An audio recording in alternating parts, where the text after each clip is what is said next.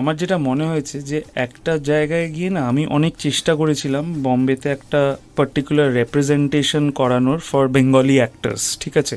মানে আমি নিজের ওপরে কোনো ফ্ল্যাগ নিয়ে দাঁড়াই না, না, বুঝতে পেরেছি, বুঝতে পেরেছি। হ্যাঁ। মানে আমরা শুধু কারুর বর বা শুধু কারুর মানে ইউনো বন্ধু এটা হতে আমি যাইনি ওখানে, ঠিক আছে?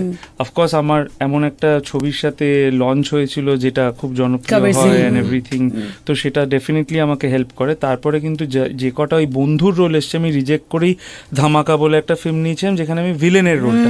So if it's not an important role that takes the story forward, মানে জাস্ট একটা ওই এক্সটেন্ডেড স্পেশাল অ্যাপিয়ারেন্স দেওয়ার মতন রোল আমি অ্যাটলিস্ট করতে চাই না কোনো হিন্দি more. সিনেমায় বা হিন্দি। So it's a আমি করিও নি, conscious decision আর কি। আমি জীবনে করিনি, আজ অব্দি করবো না। সেইটা যদি সেই সুযোগগুলো আসে সেখান থেকে আমার বাংলা অ্যাটলিস্ট আপাতত সেই সুযোগগুলো দিচ্ছে, and I am Correct. Very happy and grateful for that.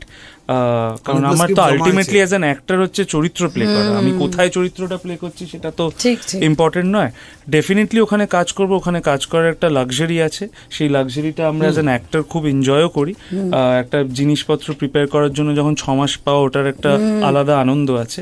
তো definitely that will also happen by the end of this year. But wow. যদি না ওইটা ওই রকম চরিত্র হয়, হোপফুলি আমি আর ওটা করতে ওকে চাইবো। Okay great.